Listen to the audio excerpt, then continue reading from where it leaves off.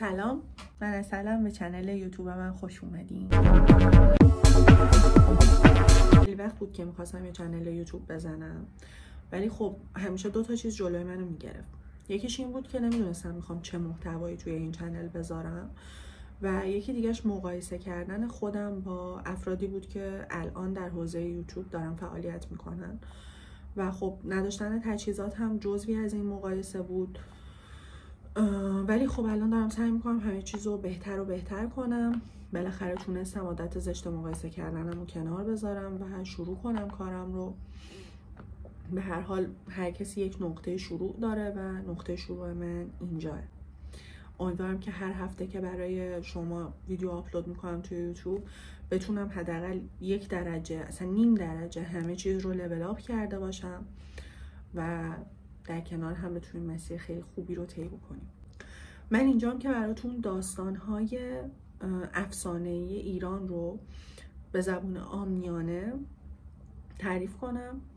امیدوارم که لذت ببریم. من که خیلی خوشحالم که اینجام. همین دیگه، بریم شروع کنیم. کجا میری؟ اینوری میریم.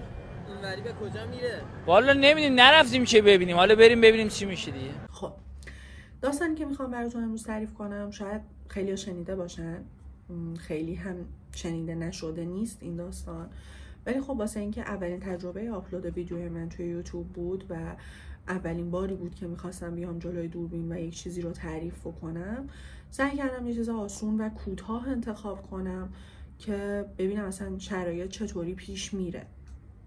امیدوارم که لذت ببرید. داستان ضحاک ماردوش رو میخوام امروز براتون تعریف کنم. این داستان برمیگرده به روزگاران خیلی خیلی خیلی قدیم و داستان از اونجایی شروع میشه که یک پادشاه خیلی عدالتخواه، خیلی خوب، خیلی مهربون وجود داشته به نام مرداس. مرداس خیلی سعی میکرده که همیشه توی سرزمینش همه چی خیلی خوب پیش بره، خیلی اوکی باشه همه چی، ولی خب قاعدتا نقطه مقابل خوبی بدیه و یک دشمنی داشته که اهریمن بوده دشمنش. مرداس یک پسر داشته.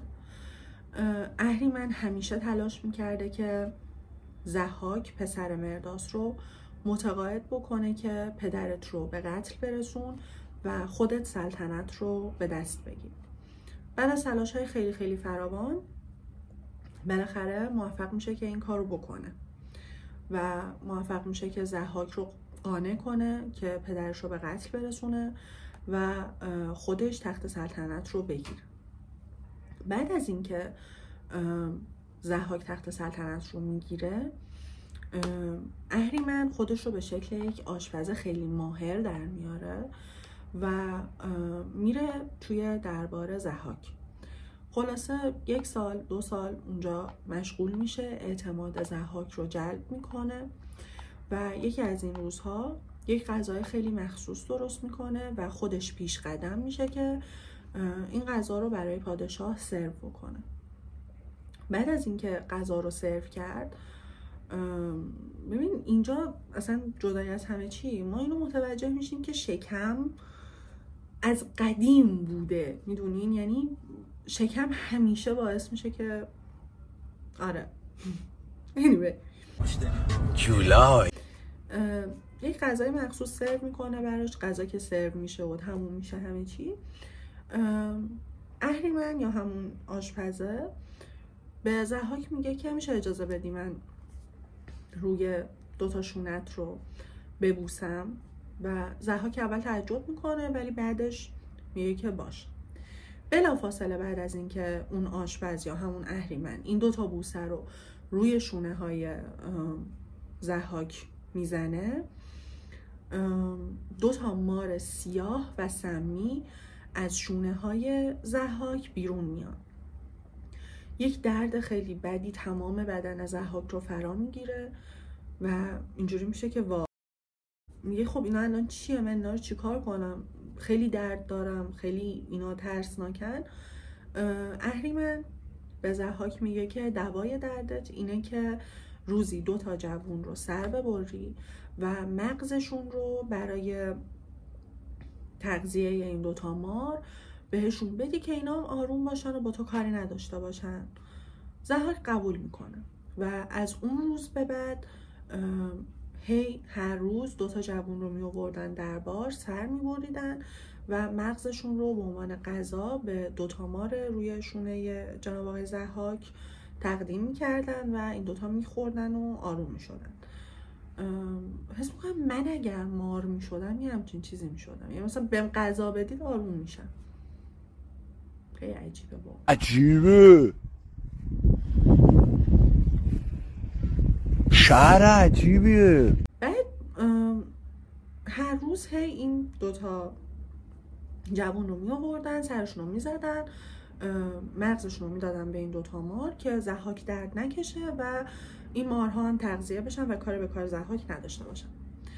یک روز دوتا از اون جوون هایی که میارن برای اینکه سر ببرن پسرهای کاوه آهنگر بودن و بعد از اینکه سرشون رو میبرن و مغزشون رو میدن به اون دوتا مار برای تغذیه، کاوه آهنگر قیام میکنه، یعنی یک قیامی رو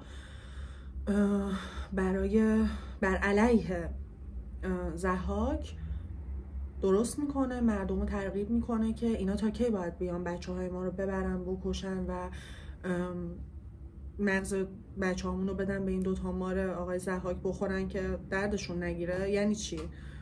مثلا این چه کاریه که شما؟ حالا خلاصه کاوه آهنگر